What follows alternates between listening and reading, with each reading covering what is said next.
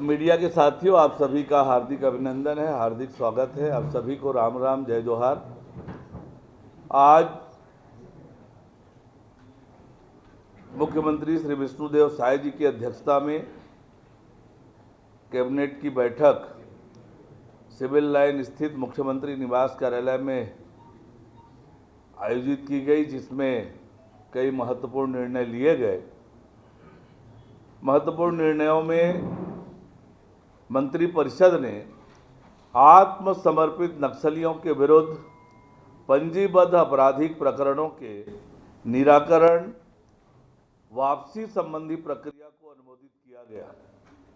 मंत्रिपरिषद ने आत्मसमर्पित नक्सलियों के विरुद्ध दर्ज प्रकरण की समीक्षा एवं परीक्षण के लिए जिन्हें न्यायालय से वापस लिया जाना है, मंत्रिपरिषद उप समिति के गठन की स्वीकृति दी है। यह समिति प्रकरणों के परीक्षण के उपरांत प्रकरणों को मंत्रिपरिषद के समक्ष प्रस्तुत करेगी।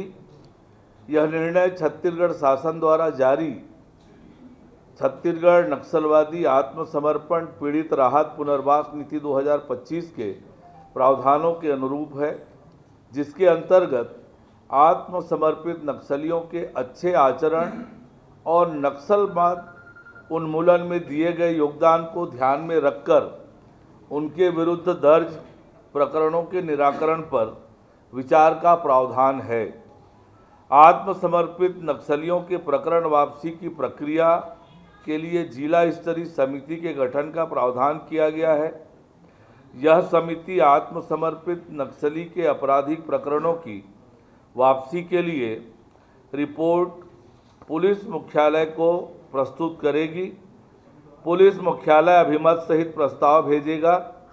शासन द्वारा विधि विभाग का अभिमत प्राप्त कर मामलों को मंत्रिपरिषद उप समिति के समक्ष प्रस्तुत किया जाएगा। उप समिति द्वारा अनुशंसित प्रकरण को अंतिम अनुमोदन हेतु मंत्रिपरिषद के समक्ष रखा जाएगा। केंद्रीय अधिनियम अथवा केंद्र शासन से संबंधित प्रकरणों के लिए भारत सरकार से आवश्यक अनुज्ञा प्राप्त की जाएगी। अन्य प्रकरणों को न्यायालय में लोक अभियोजन अधिकारी के माध्यम से वापसी की प्रक्रिया हेतु जिला दंडाधिकारी को प्रेषित किया जाएगा।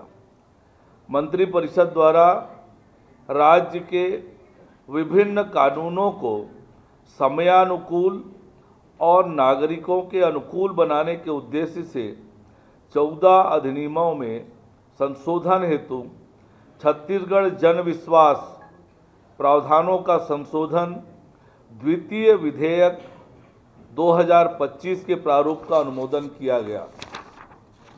उल्लेखनीय है कि कई अधिनियमों में उल्लंघन पर जुर्माना या कारावास के प्रावधान होने से न्यायिक प्रक्रिया लंबी हो जाती है, जिससे आम नागरिक और व्यवसाय दोनों को अनावश्यक रूप से प्रभावित होते हैं।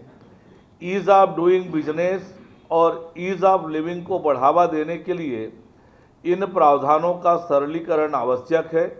इससे पहले राज्य सरकार द्वारा 8 अधिनियमों के 163 प्रावधानों में संशोधन करते हुए छत्तीसगढ़ जन विश्वास प्रावधानों में संशोधन अधिनियम 2025 अधिसूचित किया गया है।